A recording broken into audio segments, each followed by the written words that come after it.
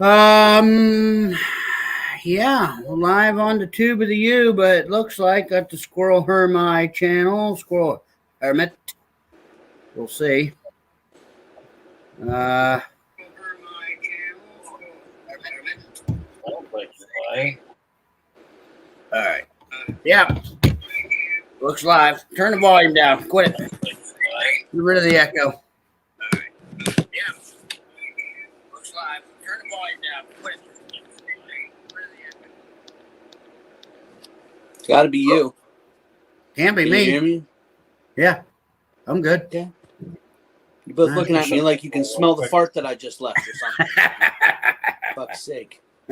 Where's he going? Is he leaving already? No, it's Captain Velcro. Come on. All So right. anyways, last week, what was we blabbing about here? We was doing a We're recap. Talking about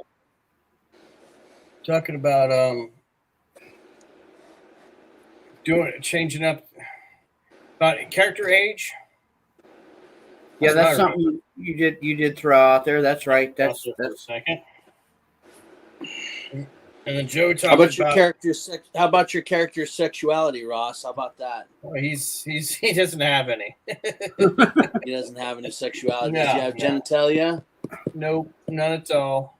No. He just uses whatever bathroom he wants. Pretty much. Yeah. Well, We'll call him it. We'll call him it He's now. breaking all the Yes. boundaries. We can't call him it. We will call it it. Safe for everybody. Mm-hmm. We will call it it. It. Mm. No, Growing some plants down there, Snyder. that's the ivy down in the basement. Remember what happened last time you grew something in your basement? I know. I know.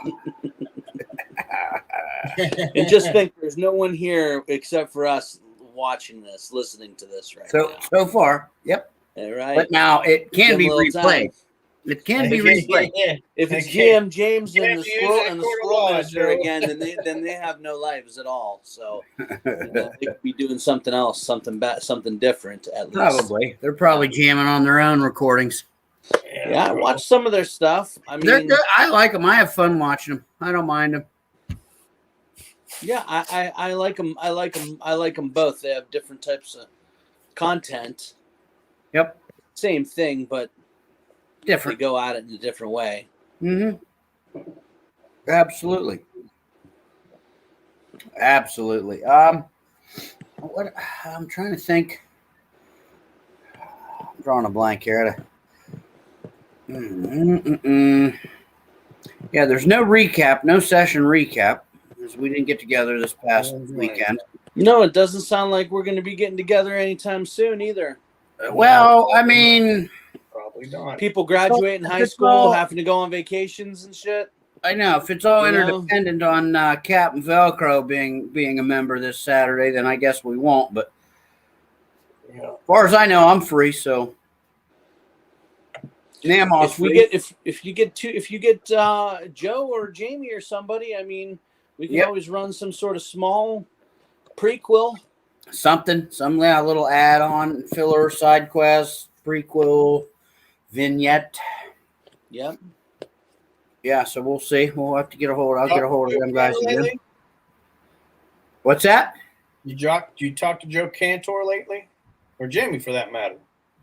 Actually, yes, I saw them both. You're gonna run into Jamie in Thermopolis, Wyoming. You're both gonna be looking for fucking dinosaur bones. No, he's here. He's home. I seen him at the not the graduation ceremony, but like the graduation picnic thing or whatever. Right. Yeah, he didn't go on the vacation he was planning. Things changed, but yeah, he's here. He's local. He's around. So Where was he going to go? he was going to go visit family, and some of them were all the way in Arizona. So he was going to kind of take like a camping road trip. Plus, he didn't go. He didn't leave. He hasn't left yet. No, he didn't leave. No. Jesus Christ. That's Hoffmaster. That's that Knucklehead. Whatever. Things happen, Whatever. you know. Yep. Hello, whoever the third viewer is. It's probably me, you, and Ross. So There you I don't go. have my thing turned on, so. Well, it's the last day of it's the Oh. last day of May, and now it's officially summertime, so people got better shit to do apparently. Yeah, well, that's getting crazy right now. Yeah, well, you know, it's Tuesday night, and why not? Yeah, Sit on the front porch, gotta relax and take in the weather. go to bed. Still bearable. Yeah. Yeah, so, no game recap. Trying to think of what else we was going to talk about. I can't remember because I said something about, I said something about, well, let's go with the character age thing. So we're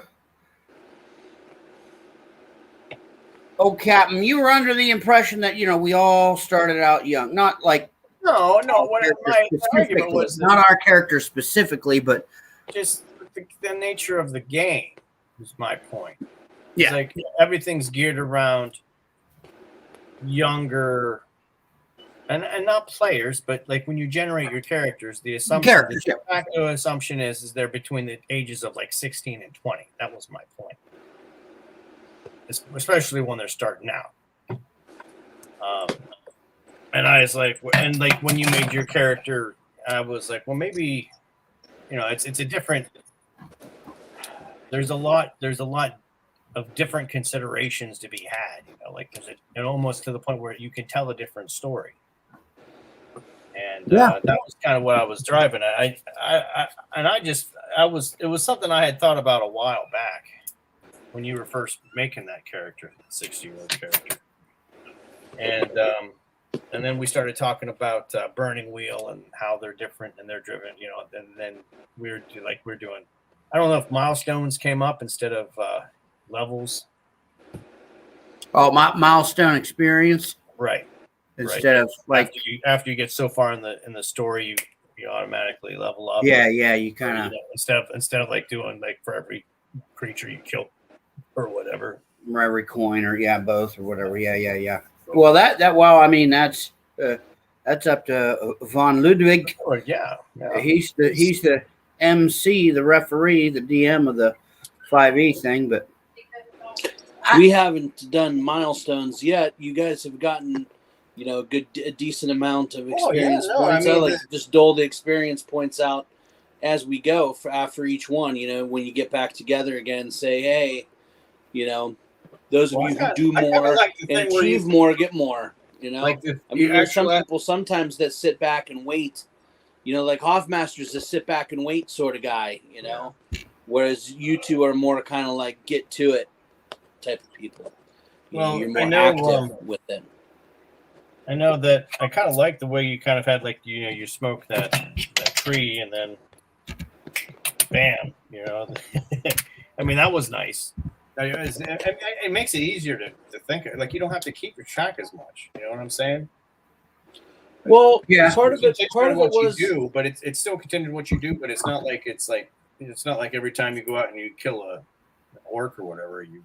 Well, part of it was, and Snyder can attest to this because he's done more you know, reading about it and stuff. That, you know, you have these two disparate like bushes in the jungles, and you brew them together, and it makes a psychedelic,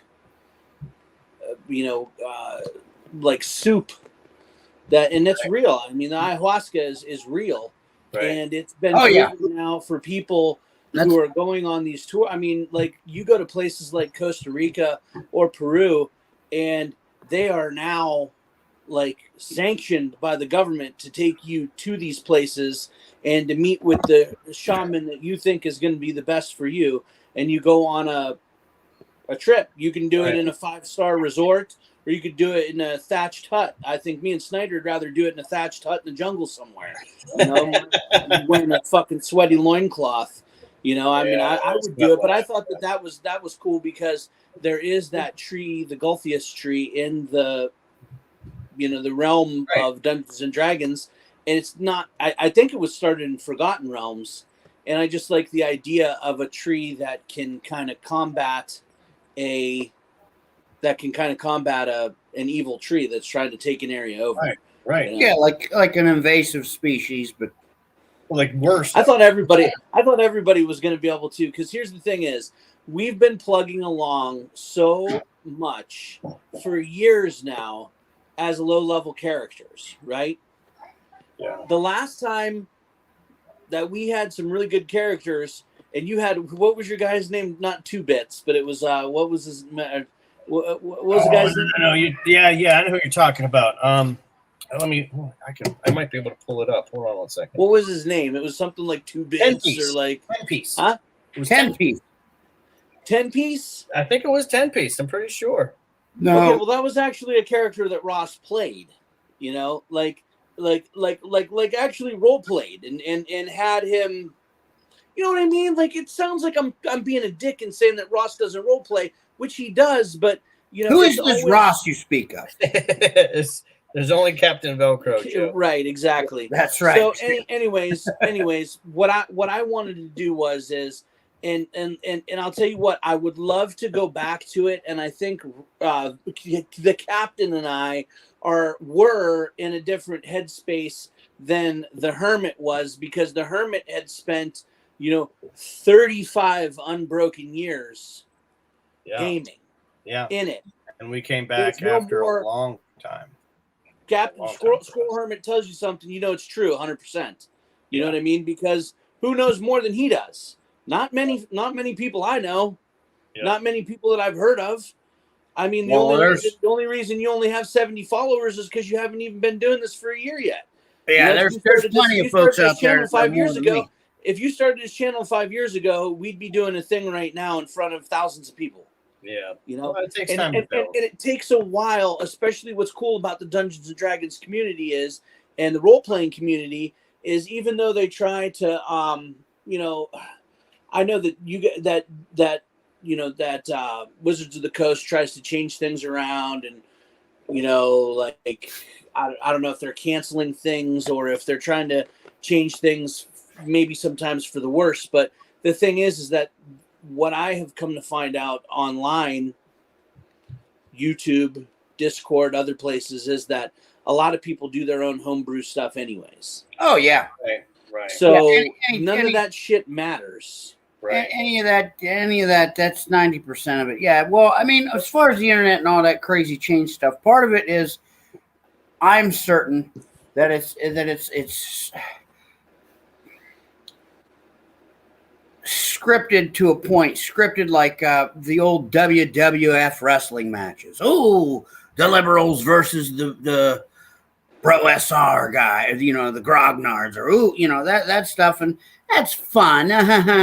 But and then you have the I saw 2 different sources. I cannot quote and remember, so okay, I'm making this up, but there was 2 different sources that did some kind of survey or algorithm or checking or whatever, that I believe it was 80% of the content in general, like posts and tweets and all this other stuff on the internet as a whole, is put out there by like 20% of its users. Yeah. So you got the 8 angry people. Yeah. The ones that got a chip on their shoulder to begin with. Yeah, and they're all, and then the other 10%, 20% casual folks that are just like, let me scroll through. Oh, that's a funny cat picture. Like, we put out nothing because we don't fucking care. Yeah. We just want to be entertained, and who gives a shit? Yeah. For sure. But like you said, about the homebrew stuff. Homebrewed, and I think that kind of segued into that. Was it Professor Dungeon Master that what you sent me was talking about Rule 0? No, heck no. That was, I can't even remember that guy. I'll have to backtrack when we're done with this, and I'll put a link down in the description for folks that do see this after the fact. But he talked about the difference between Like yeah, it was. You could win it. The title of it was something like you can win at role playing games, or you can win at Dungeons and Dragons. Yeah, no, that wasn't Prof DM. No. No, that guy's lately he's been getting so wishy washy on his channel.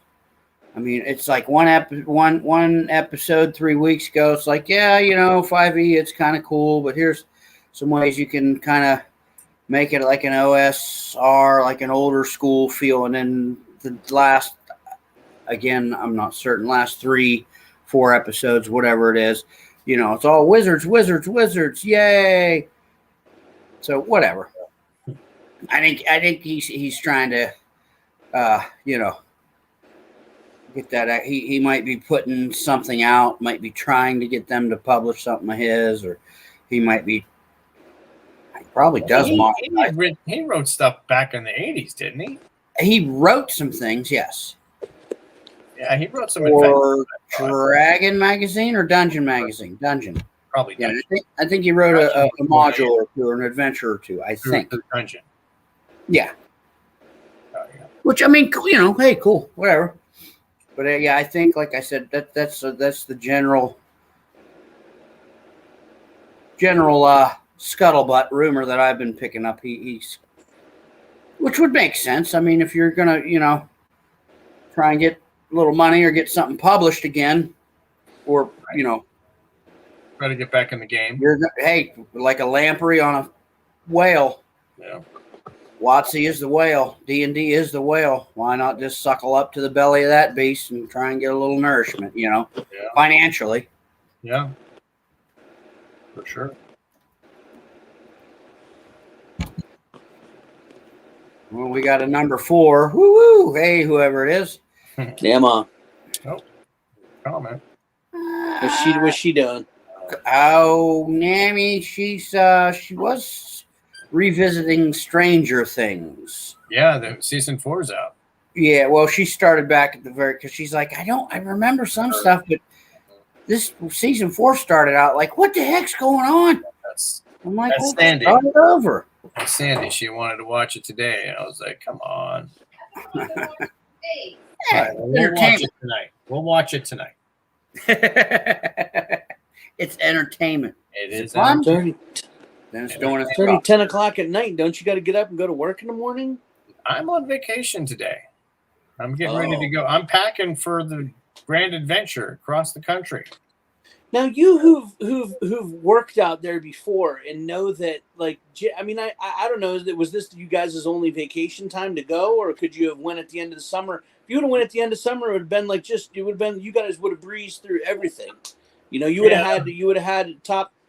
There would have been like hardly nobody there. Yeah, well, I know what you're saying. I went back and forth on that, and really what it came down to is we've been planning this for years. And I just got tired of like waiting for the perfect moment. So I just let's just get it done. We're just going to go. Make your moments. Take your moment. Exactly. Because the thing is it's not just me and the family. It's me and the family and my sister-in-law and her boyfriend. Because she wanted to come along. So we were like, that's cool. That's fine. But making arrangements for everybody to be able to go at a certain time is a lot harder than I expected it to be. Does Sandy have one sister? Yeah.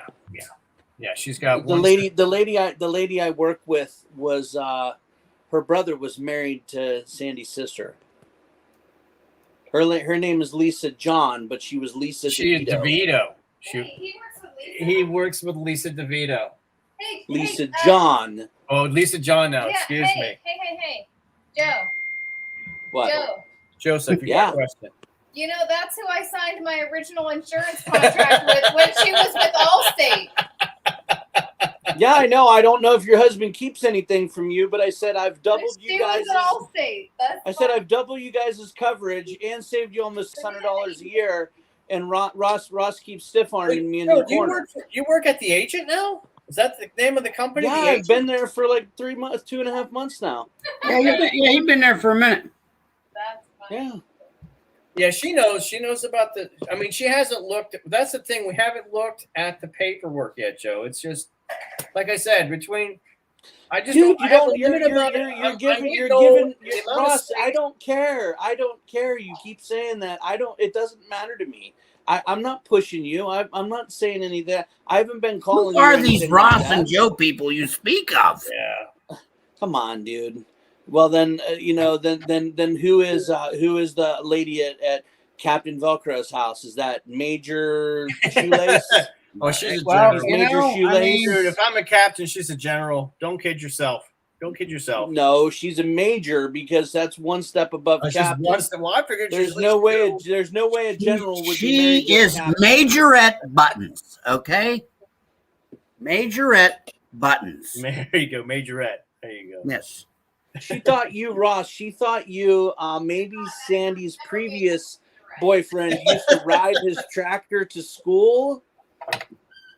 What? Drive my tractor to school? No.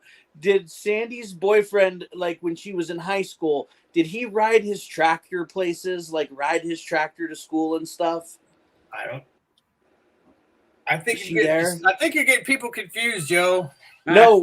I don't know. Lisa was confused with you and said, "Yeah, Ross rode his tractor to school." I said, "Ross didn't do anything. Ross didn't even drive a car to school." I said, "Ross either got picked up or the bus took him to school, or he wandered there like a zombie, high on the illegal drugs that they made him take his last 2 years in school." Yes. Yeah. You wandered the tracks on your way to school. You know, Prescribed. all So- you had to do is catch the tracks and just hang right, and he was at school. Yeah, that's true. That's true. Yeah. Right there. Get off at Dewey Codwell's house, walk up the hill, you're at school. Yep. So the I don't know. What was the other? Let's see. We had the aging thing going on. That's kind of neat. Like, so with the aging rules or whatnot, should we use them? No. Who gives a shit?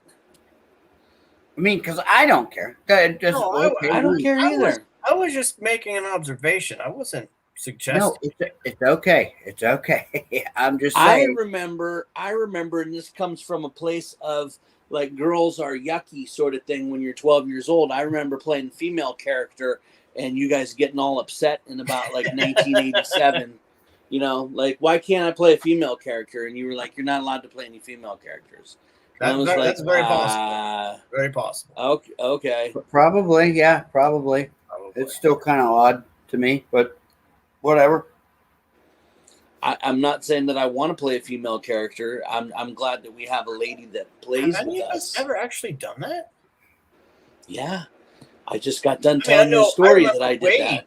I remember Wade back in the Yeah, I day. remember that Knucklehead. He always wanted to But I don't remember any of us ever doing that. be the female, you know, which I don't remember you. I mean, apparently Whatever. you did, but I don't remember that either. So Well, I can tell you this. I was watching something on there, and there's this guy, and he's in, I think they're Canadian, and he's had a 40-year game going at his house. I've seen that. I've seen snippets. yeah. Well, now what they're doing is he's got so many people that are playing that, like, they're in their 60s, and, like, his buddies can't play, so they are bequeathing, like, their magical items and their heirlooms in the game to, like, their kids and their grandkids to play in this game. Yeah.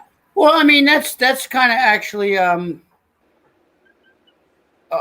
the lines of when, from what I understand, when there was like the Living Greyhawk campaigns and the Living Forgotten Realms, and now there's like what 5e Wizards is doing. I think it works similar. It's what's it called? Adventure League or the Adventurers League or something like that. It's like a sanctioned play kind of Arches kind of thing, or but it's like a sanctioned play. It's like your characters are registered. Like there's a registry of all these characters that have done these different modules and adventurers, and their items and their levels and everything are legal to play in different conventions, tournaments, or whatever. So you can use them as NPCs, or you can. Well, if you guys are serious, because I told you that, because I mean I'm free now because I'm not studying anymore. But you want to do the Legends of Kintersburg thing. If you guys really want to be on the cusp of something, then it's all going to be digital, man. It's all going to be on like Decentraland or Sandbox. It's all going to be like. It's all going to be on a blockchain, man. Like, honestly, like there's people now that are buying land in digital land in Sandbox and Decentraland and turning it into fantasy realms where your character can go through all these different realms. And it's not going to be long until Wizards of the Coast says, hey, here's our own cryptocurrency. It's called, Wizard Coin. And this is what you're going to use to come in and play, Boravia, or you're going to come into the Sword Coast, or you're going to go to Waterdeep, and you're going to come in and you're going to play, and you can run whatever you want, but you have to be able to get your characters there, and then you interact with other people. I mean, that's like you see these like these young kids that are doing it, that are like teenagers that are on here. I mean, that's the stuff that they're doing, and they're honestly going to be millionaires in the next 10 years by doing that. Well, that's honestly. That might happen.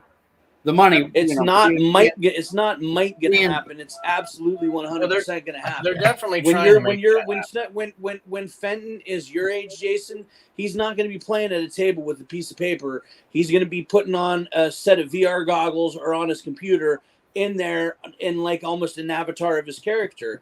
I mean, you're shaking your head, but it's where it's where it's going. It's unequivocally. They just tried to kill it in the last 2 months. I just lost a shitload of money because they tried to kill it. And guess what? It's slowly turning back around again, because it's like the internet in 1995. We could go on there and do some things, but we couldn't do the shit that we could in 05 or in 15, or what we're going to be able to do in 3 years and 25. I mean, 3 years and 25, that's probably what gaming's going to be, man. Critical Role, all those fuckers, they're going to be in there. They're going to be in there. They're going to be in Decentraland, and you're going to go into the Critical Role fucking tavern, and you're going to be able to interact with them. You're going to be able to interact with voice actors in Hollywood. But I'm not paying for that. I don't want to interact with those people. I'd rather interact with some fucking, people like us living in Iowa, or people like us in fucking, Australia or somewhere. I don't give a shit about being famous or making money on it. I just think that it's cool, and I'm glad that we were able to come back to it at this point in life where we have we got stuff like this, more resources. Yeah, we got stuff like this too. We can just sit and blab in our own homes. And to Joe's point, I think it is going to go that way. I think he's right about there's at the very least there's going to be a subset of people who play the way Joe was describing, and there is a way to make money. Oh yeah. The question is how, and the question, especially like, I mean, I don't know a lot about Bitcoin or blockchain but from what or NFTs for that matter, but from what ethereal money.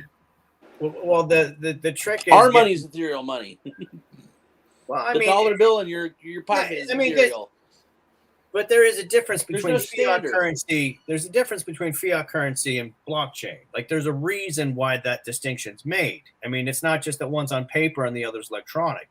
There's mass adoption. It's time and mass adoption. There's the ledger, and everything's immutable. Every choice you make is locked into that. Every time you use that Bitcoin to make a purchase, your wallet records your choices, right? I mean, so. And I don't know exactly what it's going to look like, but there's going to just like there was like the D&D game, and then there was the video games and everything else, the movies that came from D&D. The same thing's going to happen with Bitcoin. There's going to be a subset of people. That's how they're going to want to play, and maybe the whole world turns into Bitcoin. Maybe it'll get digitized by the time we're 60. I mean, or 70. I don't know what's going to happen, but.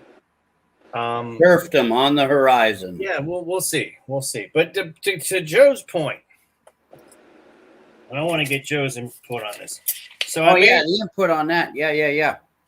I made up. I got the map of Kendersburg, and what I did is I put a grid over it. All right, and then I put numbers to correspond with areas that different DMs could take. I don't know if you can see that or not. It's kind of hard to. Hold on, I'm trying to get a better view. I see it. It's all right. So the idea being that each one of us gets one of these, or whoever's playing, whoever wants to be DM, takes each one of these squares, and this is yours, right? And so you make a little description of what's going on there, and you say, all right, this is my adventure if you're interested in, or this is my story if you're interested in being part of this story. You go on to Kennersburg, and this is not us because obviously we can communicate without. We don't need that, but and as a way to scale this up, you would use this, and this would circulate among like Joe Canner and Hoffmaster. It'd be amongst the knuckleheads enjoying it. Play as often as we do, or they have other obligations. That way, each one of us has got that node, and then once you get enough interest in it, you set up a time, and everybody meets once, and they play just once in that node, and then we can. But at the same time, we have to have a central base, someplace where there is an adventure occurring. This is my understanding. Jason might know more about this, but that's my understanding of how Westmarches works. Is you've got like your characters have a place they meet that's like the safe area, where they don't. Yeah. All right. You could even springboard a Westmarch's style from B2. Keep on the borderlands. Like the only thing that I did change it for us, what we're doing, why I call it B2 expanded, like the actual caves of chaos. It's actually like in that module, those caves are about maybe a 3-hour walk away. Not 4 days travel. Right. So that's part of back in the day. It says it in here, and I don't have the original cover, but in here, I have the original cover, but not here. Mr. Gygax was so keen on timekeeping. Right. Every day that passes in the real world also passes in the game world. Because in the early days, the adventure sites were a half a day's travel, a couple hours away from a safe haven, from a steading, a keep, a village, or whatever. So, all right, we do a foray into the, caves of the booger picking goblin tribe. And we, we'll only have 6 hours to sit at the table. Well, if we all as players know that, okay, once we leave this table, time is going to keep going by. Well, we know we can only go so far. Then we got to beat feet back to the safe haven. And then next we meet, X amount of days have passed. All right, well, you guys are off on Wednesday nights. There's 4 other people, though. They're off on Friday night. We can all be doing that same area, same kind of game, campaign, setting, scene, whatever. And 2 days have passed. But let's say you have a Friday night off, Cap. Let's say you get a Friday night off and you want to jump in with the group that's off normally on Friday nights. You can. Right. Only 2 days have passed. Right. And it doesn't mean that we couldn't communicate amongst each other, different rival adventure party. Right. Like, but the map that I made primarily was just to keep track of the different groups. Yes. right? I mean, that's the purpose of it, not so much, dictate who can go where or anything like that. No, absolutely, no. That's what I'm saying, though. But I mean, I agree. I understand what you're saying. That the map would, Group A has this little area. Group B has, C whatever. But Group B can go to Group A zone. Right. The map is more to organize the DMs than it is the players. The players just choose where they want to play when they want to play. And the the DMs were the ones who commit to being at a certain place at a certain time because it works for them. Yes, and one of the things, though, that from what I understand, I'm not very, very knowledgeable on this Westmarch's jazz, but one of the things I think is if there was a Westmarch's going on, it would be predominantly be 1, maybe 2 DMs. That's it. Okay. That's it. It's not because. Well, there should maybe it was back active DMs is what you're saying. Maybe it was back in the day. Maybe it was the time or the, whatever. But from what I understand, I could be completely wrong. There was only like 1 or 2 DMs. Period. Well, I mean, the way I envision it is a way of breaking up labor. So it makes sense for there to be like 1 or 2 active DMs having their campaigns at their time, but like it would give everybody else an opportunity to build something. And so that so with Joe's adventure, I know he's put a lot of work into what he's done so far. Oh, heck yeah. And that's the case. And then, but there's there are times in everybody's life when you just kind of hit a roadblock like me right now, where I got so much going on. Well, sure. So the notion is that, all right, let's say next month Joe has to take a break and we still want to get together. Well, we just pick another, section and then somebody else. You have another section, you have another region. And then here's the other thing. What I've always liked, a stable of characters per player. Right. So Joe has to take a break because of work, life, and etc. for 8 weeks. Okay, you're running something, I'm running something, but it's all in. Again, I'll go back to the keep on the board, B2 region. Mm-hmm. Well, he's doing something in the B2 region. He's got to take a break for 8 weeks. He can't even come to the table, maybe once if he's lucky as a player. Well, we're all in that same region. Well, the characters that are with Joe, with Fred, Frank, whoever's the DM, those characters are kind of, all right, we're at the keep, we're hanging out. You run something there, Cap. It doesn't have to be a completely unrelated group of characters. They could be the henchmen of the first set of characters. Yeah. What it kind of is like, like if you take a look at like certain directors, especially like genre directors, like horror directors, or like you take like a guy like John Carpenter, who's done a bunch of cool iconic movies, and he uses a lot of the same actors in the same roles. Right. And there's people like that. So each DM has kind of like their the way stock Tim Burton likes company to use Johnny Depp. Like Chet is one of my stock company.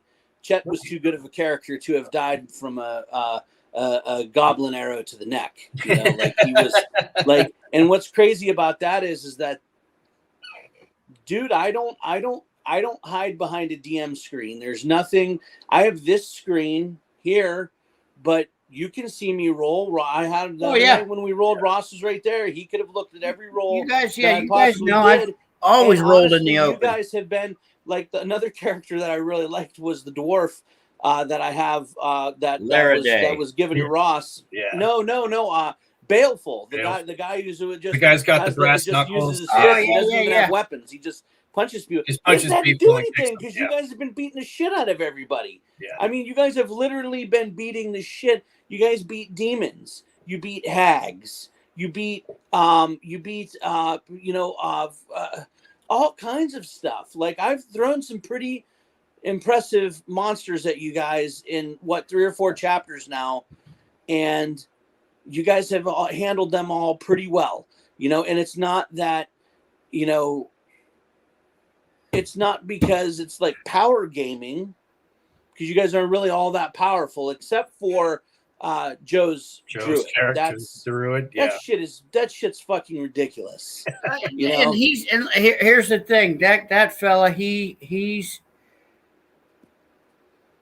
didn't even scratch the surface of the potentials. Yeah, I know. Of the rule set that's being used. Yeah. He didn't even he did this and made that character. Like he didn't even like get into the front shirt pocket to make a character. He just kind of went, yeah, I got that guy. Yeah, that's what happens. That's what happens in 5e, what I understand.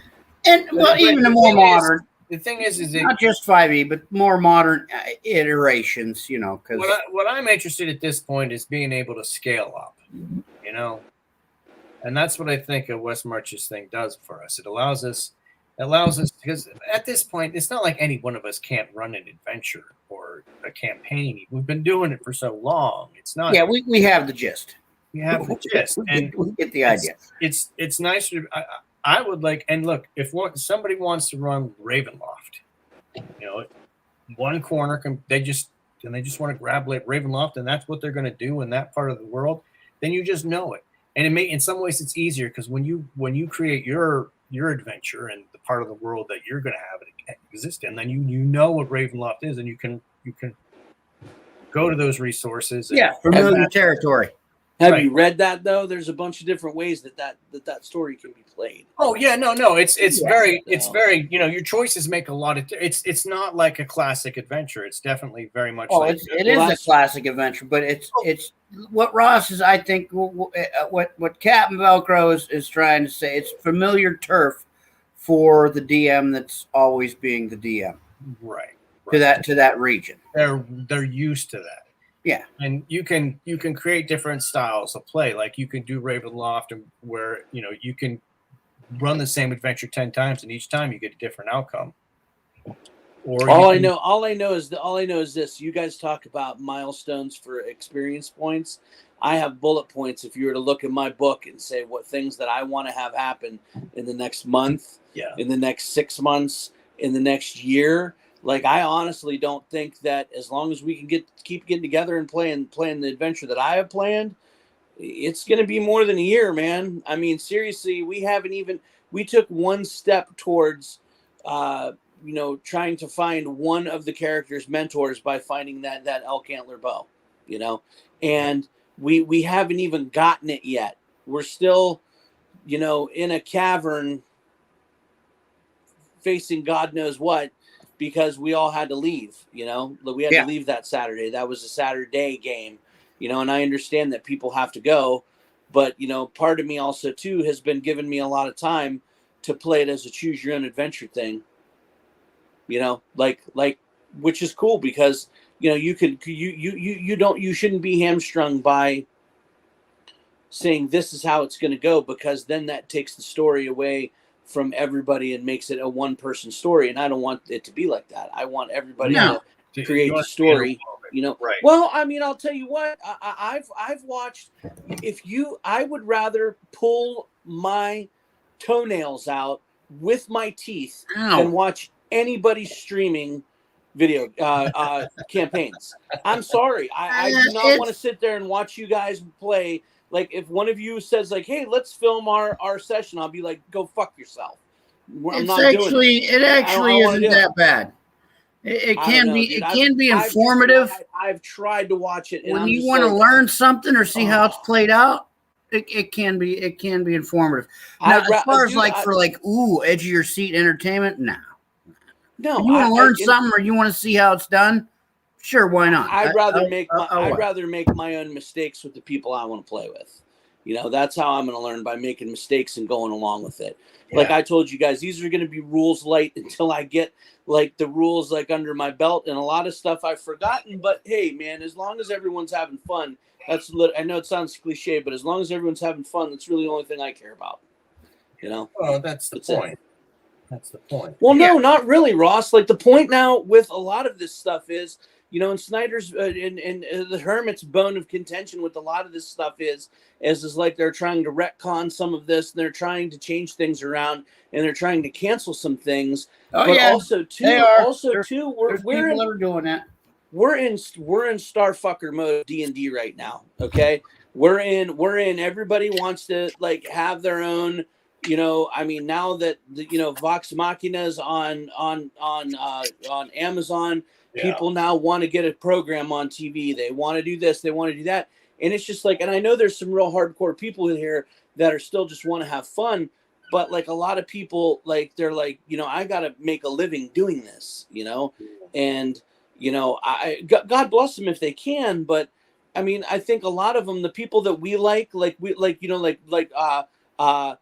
DM James, Dungeon Master James, and the minister, and some of the other people. That one kid that we were watching the other day that I don't even remember the names of their shows, but I could be like, aha, that's who that is, and I like them because they seem genuine. Yes, and they know what they're talking about, and they're not trying to push an agenda down anybody's throat. They're not trying to sell anything either. Right, and it's not like, and guess what? And I bet you none of them are in Los Angeles, which is like.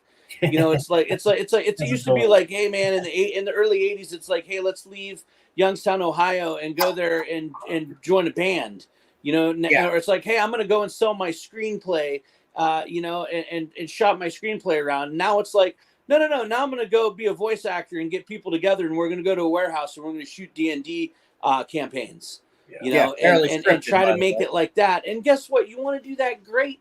But now it's starting to just get just saturated, oversaturated with that stuff. It's coming full circle. I'm confident of that. It's coming for full circle.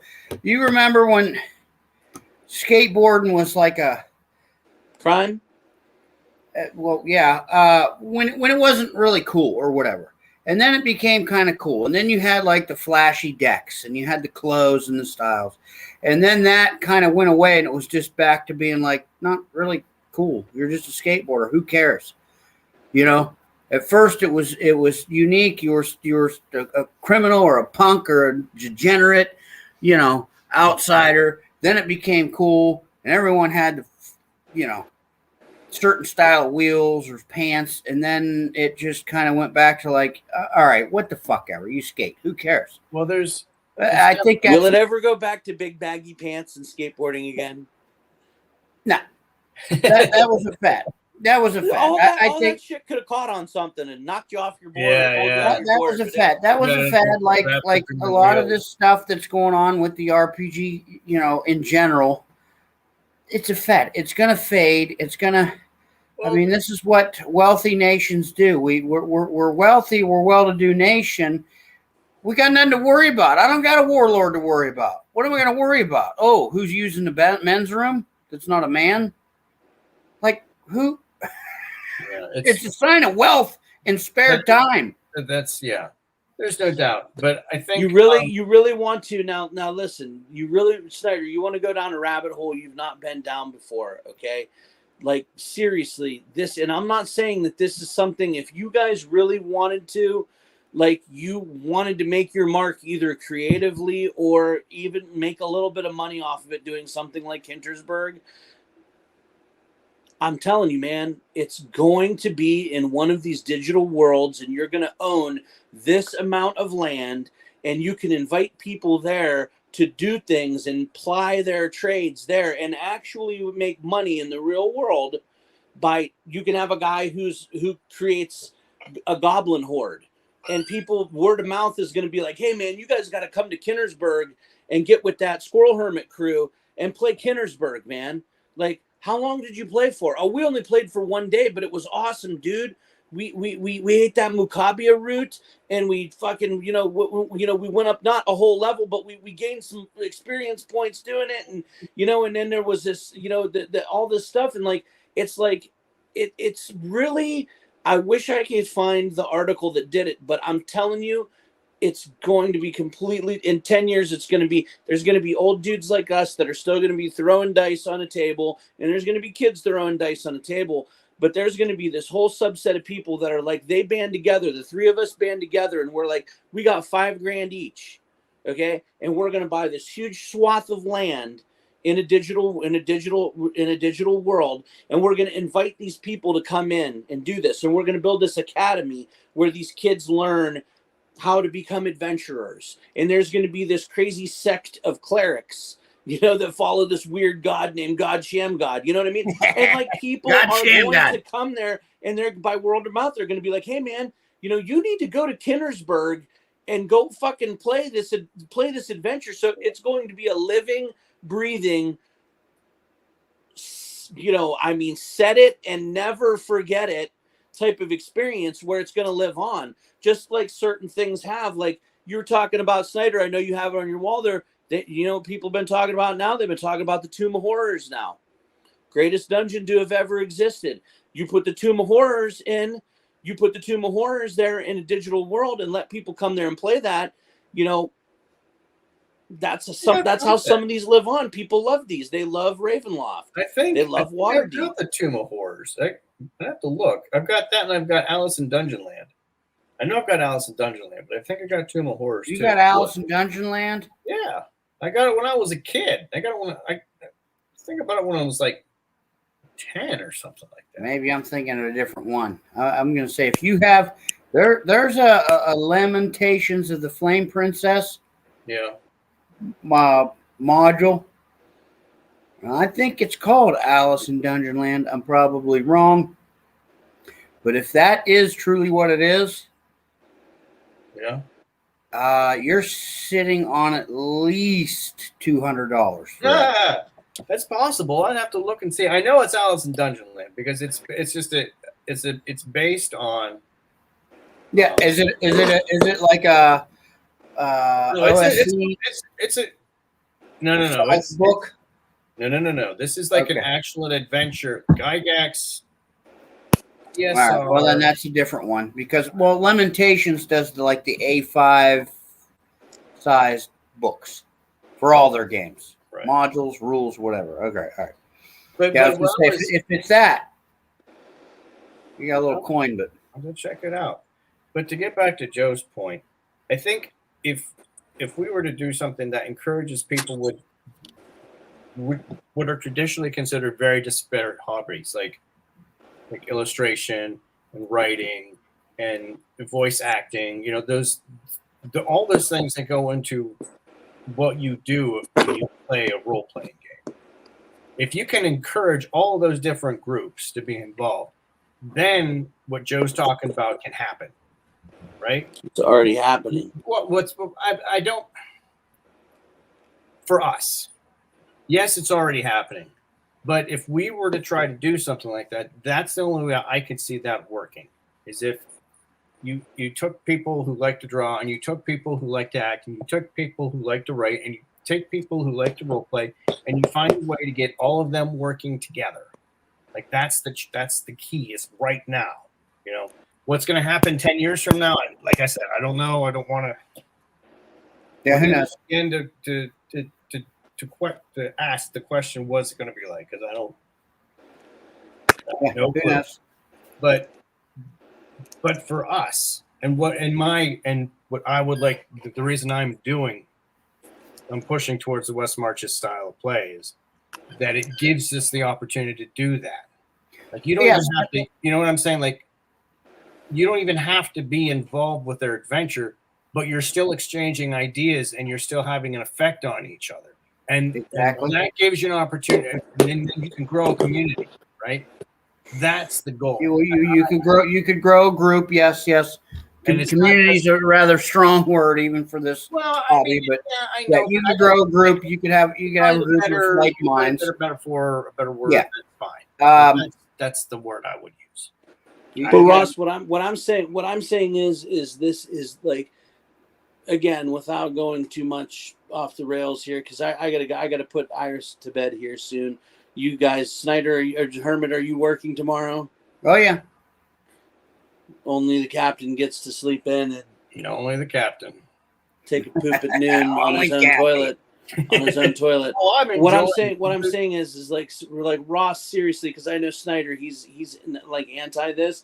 You look into it, because I'm telling you, man, we're on the cusp of a new web We're on the cusp of our money's not backed by anything anyway, so it might as well be digitally backed. That what I'm saying is we would not have to do anything except upset the world up, set it up with the recurring, with the 15 or 20 different scenarios that can go on in that place. And it's like going to fucking Kennywood or Cedar Point. Where you want to go? I want to go to Cedar Point. I want to go to Cedar Point. I want to be in the woods with the wolves and the fucking clerics and the crazy witches and these crazy fucking trees that are fighting each other. That's the place that I want to go to. You know, or you're gonna have these people that build these kick-ass dungeons, and they're gonna be like, man, have you been through fucking Squirrel Hermit's kick-ass dungeon? It's like, yeah, man, it only costs da to do this, and you can go in there anytime you want, and you do your own thing in there. You know, your own thing. You don't need Squirrel Hermit there. Squirrel Hermit set it up for you. And you're going there patronizing Squirrel Hermit. So instead of like going and being like, hey man, go on my Patreon. We're going to give you extra stuff on my Patreon. No, Hermit set this up for you. You're patronizing his dungeon and playing his vision. Now, you can interpret his vision however you want, but he set it up in a finite manner for you to have an almost infinite array of possibilities and endings. That's what I'm saying. What like the things that are happening on Decentraland and Sandbox are. We set it up. People come there to enjoy it, and then they move, and they can continue to move on and on and on. And the thing about it is that Wizards of the Coast hasn't hit there yet and bought everything up. You know, once they wisen up to it and they take their millions and buy it all up, they're going to be like, oh yeah, this is all this and that and this and that, and there's no way. Because guess what?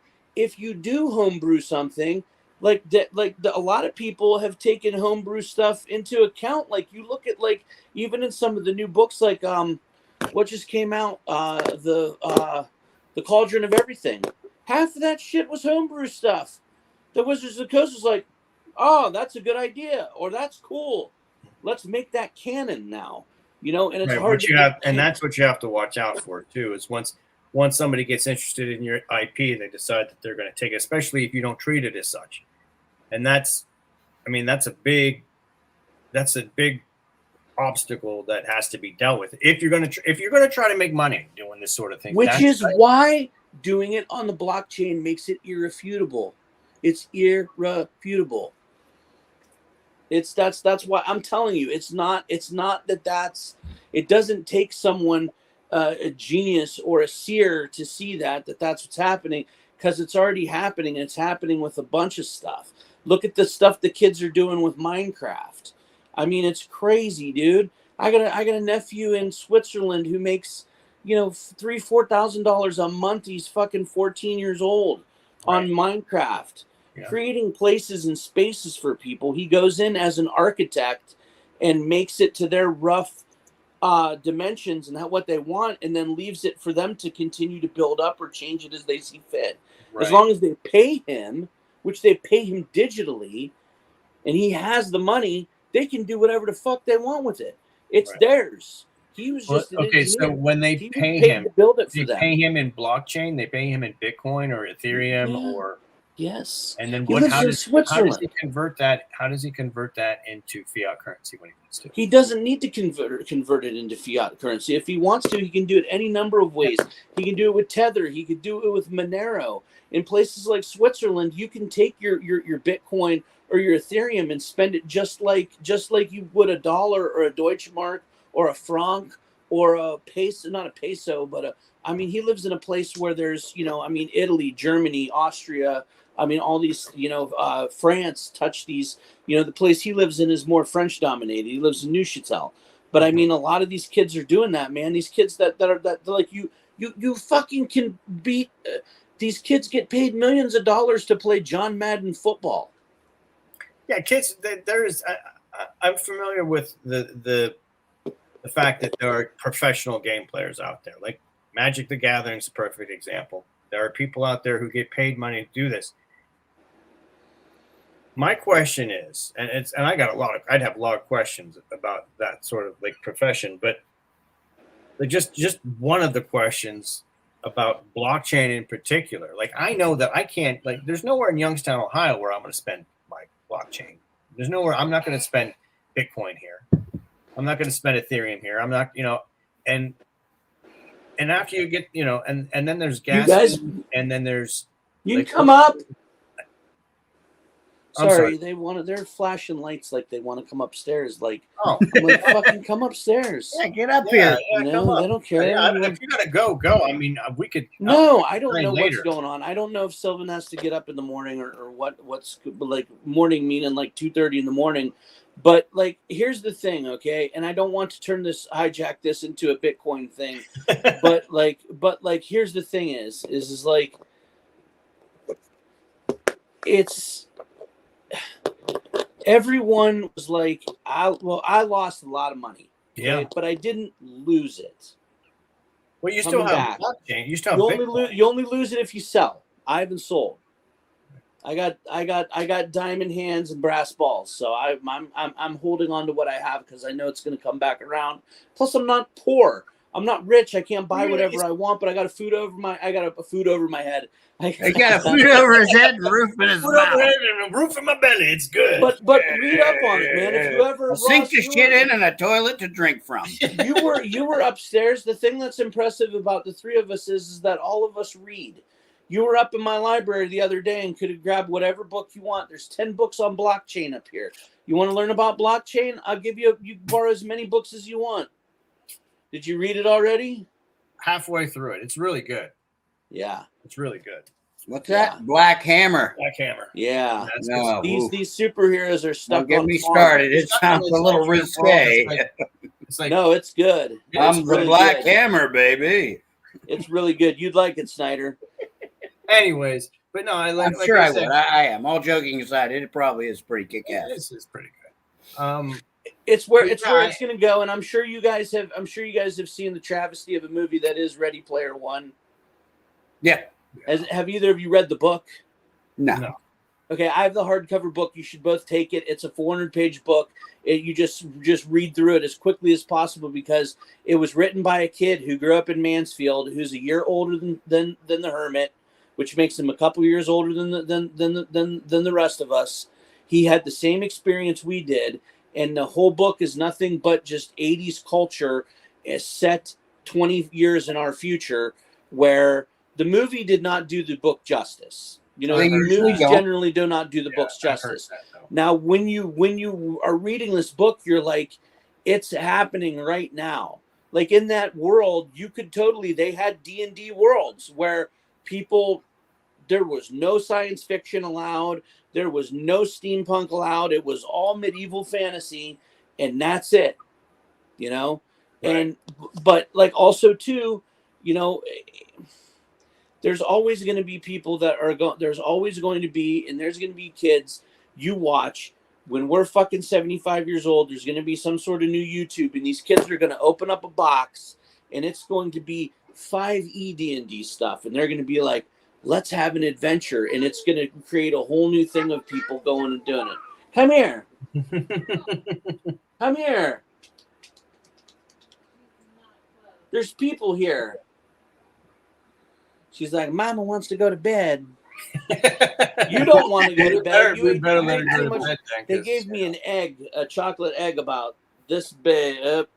Anyways, that they didn't give out. They gave out a lot of them, but they had them left over from Easter, and it was about the size of a small football. And I had to cut the end off of it. And she chewed on a piece of chocolate for like a half an hour, and I'll bet she's still wired, amped up from it. But anyways, gentlemen, it was a good talk. We had a little over an hour. I enjoyed myself. Target time, that's good. And Ross, you guys have a safe trip and have fun. Thanks, buddy. And we'll do it. Even if it's just me and you Tuesday night, we'll still. Why not 9:30? Keep it the same for now. Sounds good to me. All right, guys. All right, have a good one. Have a good night. Yep. Later. Peace. You guys have a good one. Thanks for tuning in after the fact. Take care.